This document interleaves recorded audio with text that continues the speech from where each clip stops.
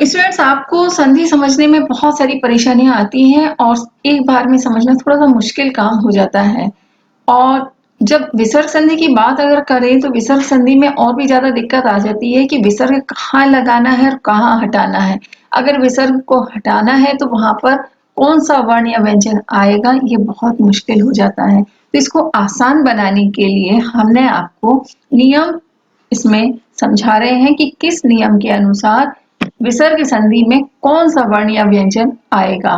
तो इस बात का आप ध्यान रखेंगे तो आपको संधि समझने में बहुत आसान हो जाएगा, क्योंकि स्वर संधि और व्यंजन संधि से थोड़ा सा मुश्किल विसर्ग संधि होता है विसर्ग के कारण। तो इस बात का आप ध्यान रखिए कि इन नियमों को आप एक बार अगर अच्छी तरह से समझ लेते हैं तो आपको विसर्ग संधि सबसे सरल लगेगी।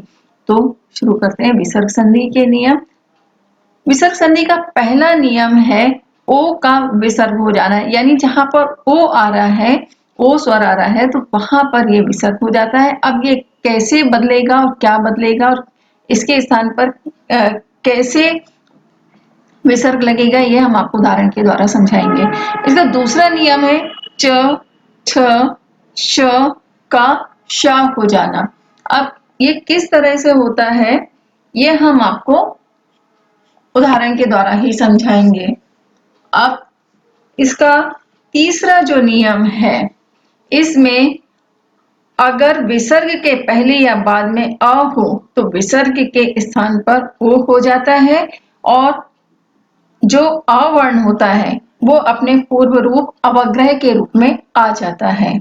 अब इसका चौथा नियम जो है, विसर्ग के स्थान पर ये र हो जाता है। अब किस तरह से रा होगा ये भी हम आपको उदाहरण के द्वारा समझाएंगे।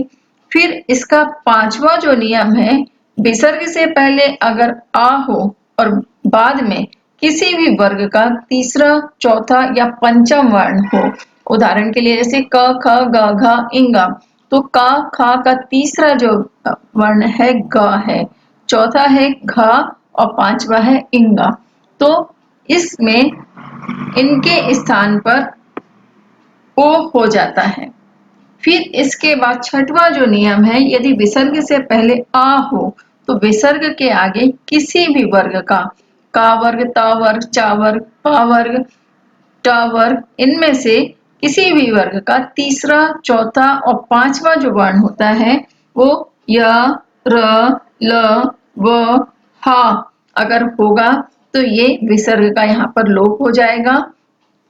फिर इसका सातवां जो नियम है, संधि में कोई परिवर्तन नहीं होता है, लेकिन इसमें अ और आ को छोड़कर अन्य कोई भी स्वर के आगे विसर्ग होगा तो विसर्ग के आगे कोई भी स्वर या वर्ग का तीसरा, चौथा, पांचवा वर्ण होगा, या फिर य, व, र, ल, ह में से कोई भी अक्षर हो तो विसर्ग के स्थान पर र हो जाएगा। और रा के बाद अगर कोई स्वर होगा तो रा स्वर में मिल जाता है। और अगर व्यंजन होता है तो र का ऊर्ध्वगमन यानी रा की रेख ऊपर वाली ये बन जाएगी। अब हम आपको आगे और समझाते हैं। अब हम आपको पहला नियम बताते हैं कि ओ का विसर्ग हो जाना, यानी जहां पर ओ होगा उसका विसर्ग में परिवर्तन होना।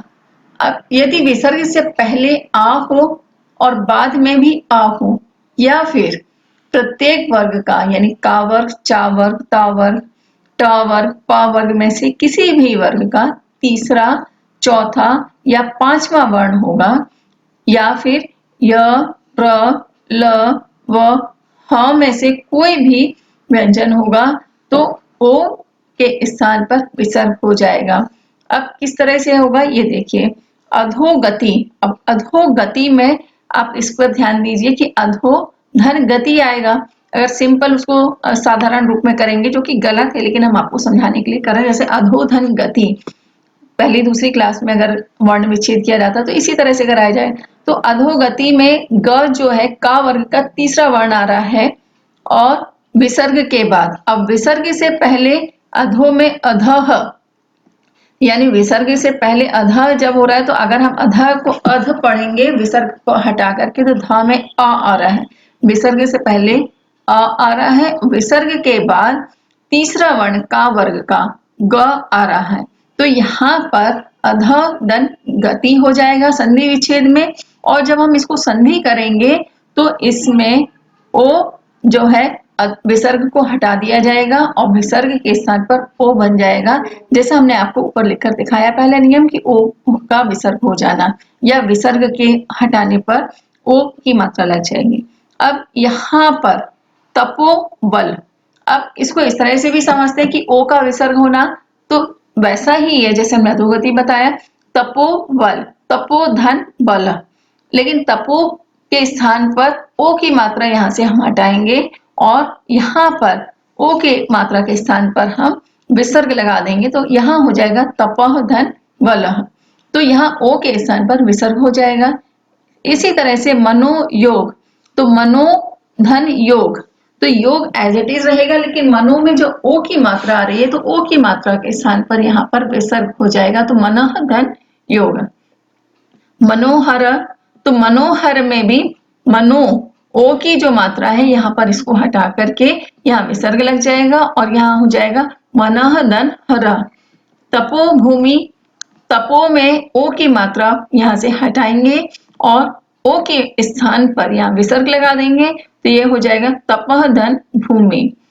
पयो धन, तो पयो ओ की मात्रा यहाँ से हटाएंगे या में से और विसर्ग लगाएंगे और धन। मनोनुकूल, तो यह मनो में भी ओ की मात्रा को हटाएंगे और विसर्ग लगाएंगे, तो मनः धन अनुकूल, इस तरह से हो जाएगा। ये आपका पहला नियम है।